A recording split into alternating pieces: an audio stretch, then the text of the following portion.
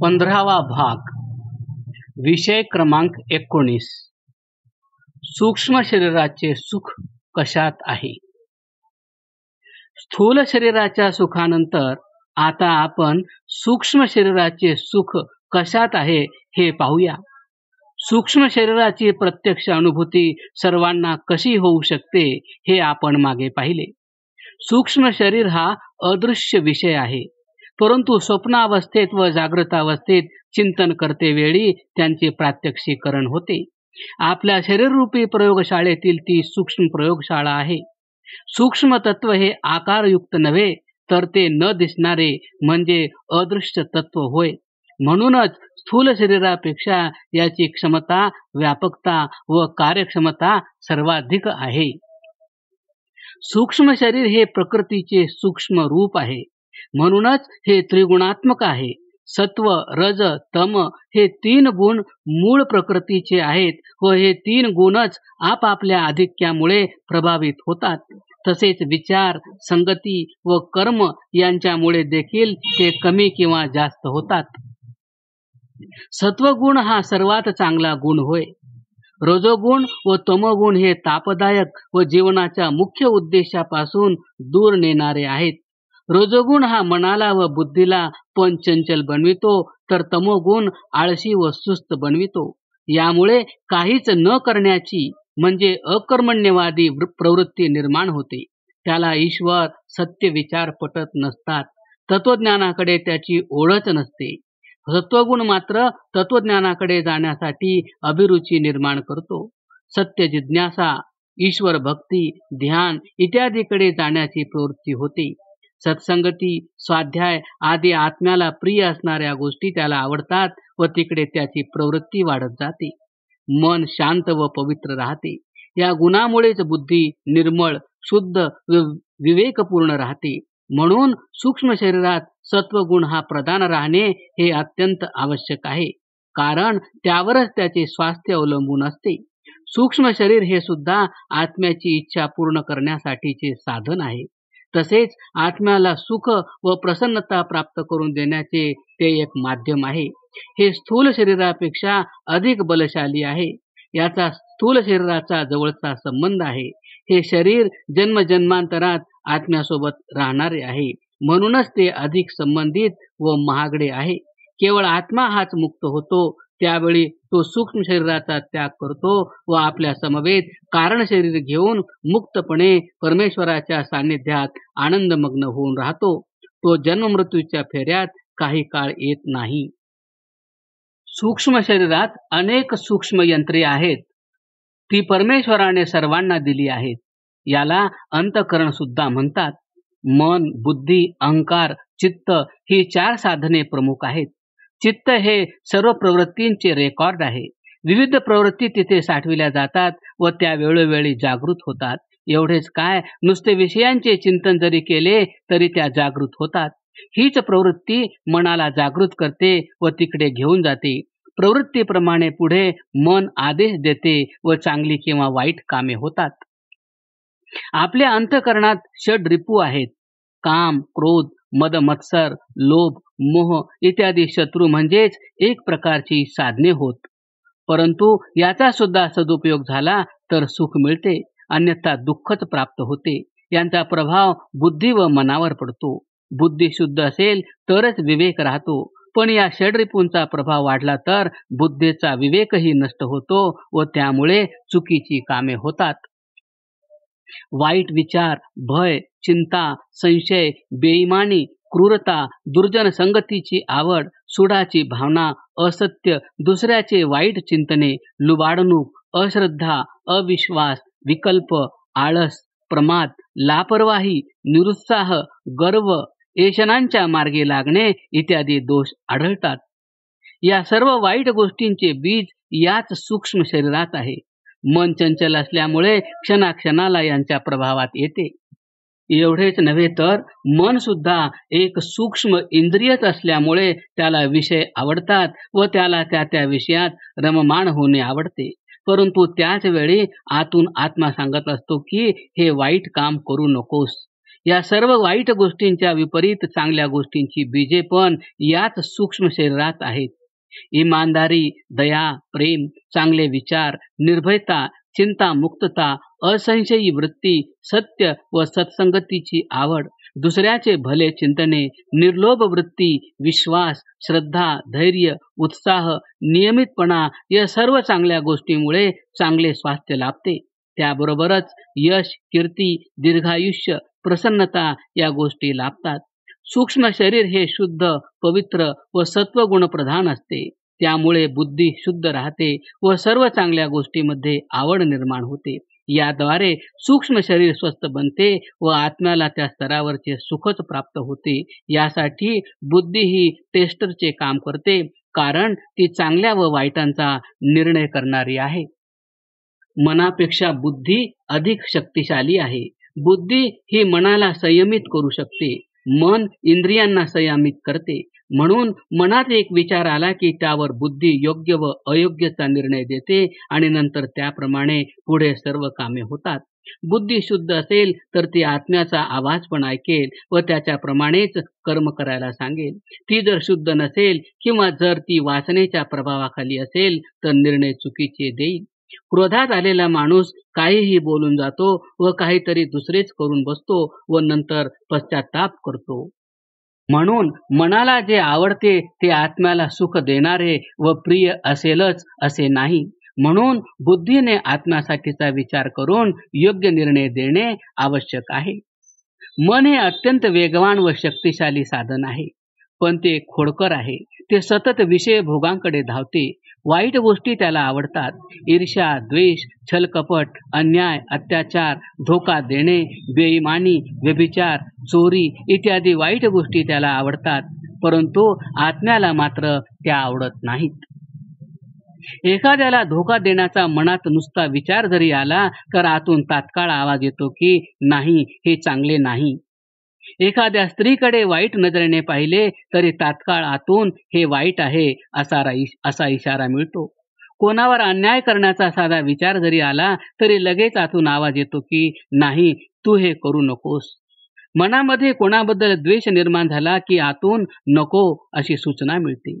मन मात्र नेहमी लोकांचे लुबाडून खावे व आपण त्यांना खाऊ घालू नये, तसेच आपण कधीही सेवा, परोपकार, तप, औदार्य करू नये असेच म्हणते. या मनाला विशाल भावना नकोशी वाटते. प्रामाणिकपणा, दया, प्रेम इत्यादी बाबी त्याला नकोशा वाटतात, परंतु ह्या गोष्टी आत्म्याला नेहमी प्रिय वाटतात. म्हणून सूक्ष्म शरीरात सतत द्वंद्व चालत असते. परमेश्वराने अशी व्यवस्था व दया केली आहे की वाईट विचार आला किंवा वाईट हेतू आला की ताबडतोब सूक्ष्म शरीरात अस्वस्थता निर्माण होते. भीती व कंपने उत्पन्न होतात. चोरीचा विचार आला तरी आतून भय निर्माण होते.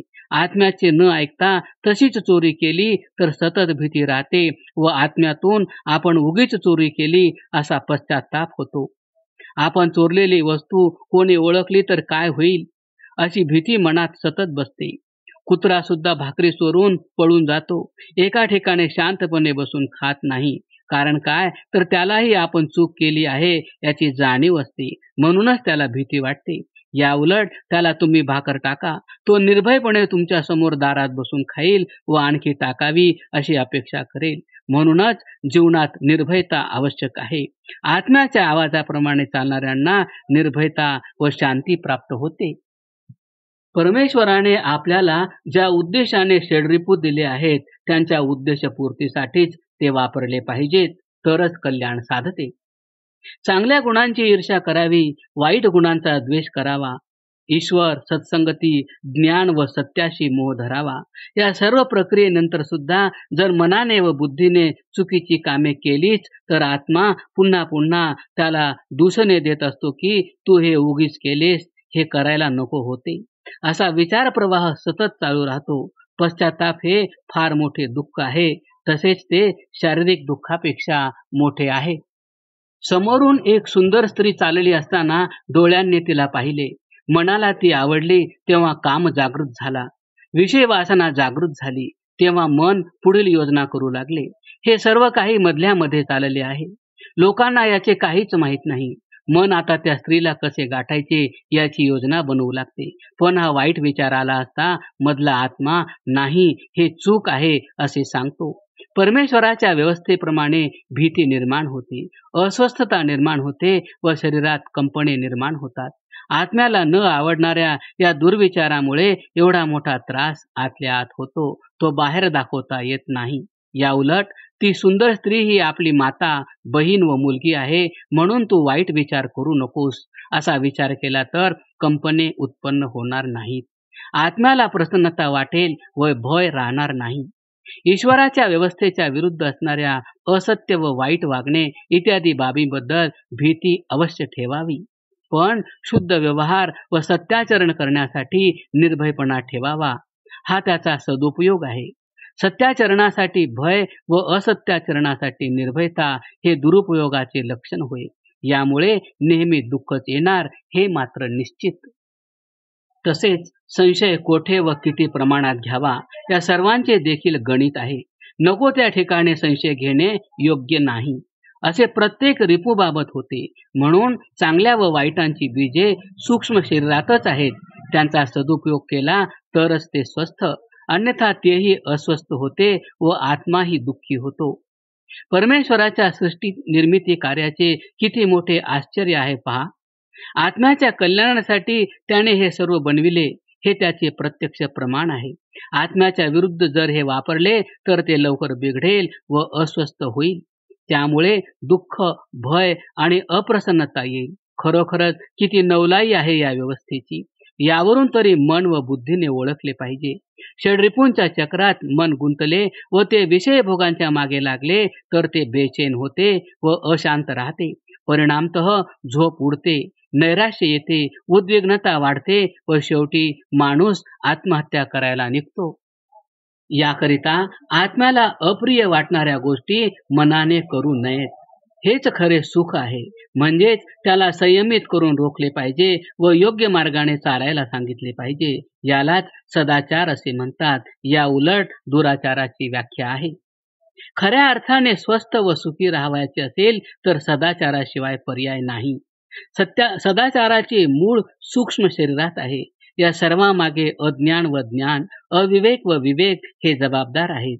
इंद्रिय व मनावर नियंत्रण असेल आणि स्थूल व सूक्ष्म शरीरात शुद्धता असेल, त्याचबरोबर तप, ईश्वर भक्ती व ईश्वर सान्निध्य असेल, तसेच आत्म्याचा आवाज ऐकण्याची क्षमता असेल तरच सत्य ज्ञान प्राप्त होते. त्यामुळेच विवेक येतो, अन्यथा ते प्राप्त होणार नाही. विवेक व सत्य ज्ञानाने खऱ्या अर्थाने सुख मिळते. आत्म्याच्या आवाजानुसार त्याच्या प्रसन्नतेसाठी ईश्वरी नियमांचे पालन करण्यातच सूक्ष्म शरीराचे स्वास्थ्य व खरे सुख अवलंबून आहे. खऱ्या अर्थाने यातच स्थूल शरीराचे पण स्वास्थ्य व सुख सामावलेले आहे. त्यातच दीर्घायुष्य, आत्म्याचे कल्याण व सुख पण दडलेले आहे. म्हणून मन व त्याची प्रवृत्ती यावर नियंत्रण ठेवणे आवश्यक आहे. यामुळेच तो सुखी होतो. विषयाच्या मागे न धावता त्याचा योग्य व आवश्यक तेवढाच वापर करणे आणि आत्म्याच्या प्रसन्नतेसाठी त्याच्या सुखाचा विचार करणे हे खूपच आवश्यक आहे. सूक्ष्म शरीरावर व मनावर संस्कार करणे हे देखील तितकेच महत्त्वाचे आहे. या सूक्ष्म शरीराचा खेळ आधुनिक विज्ञानाला माहीत नाही. म्हणूनच आज जीवनाच्या समस्या बिकट झाल्या आहेत. हा खेळ केवळ या सूक्ष्म प्रयोगशाळेतच कळतो. म्हणूनच तो आपणा सर्वांना पूर्ण समजला पाहिजे. या सर्व बाबींचे योग्य दिशेने मार्गक्रमण झाले पाहिजे. योग्य व अयोग्य हे निर्मात्याच्या उद्देशावरून ठरते. म्हणून परमेश्वराची व्यवस्था जाणणे व त्याची संगती करणे आवश्यक आहे.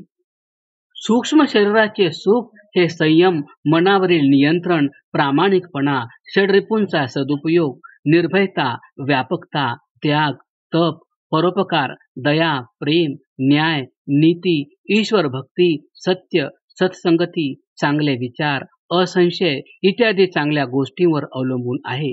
म्हणूनच चांगल्या गोष्टीशिवाय पर्याय नाही. पहा, खरोखरच किती कठीण कार्य आहे हे.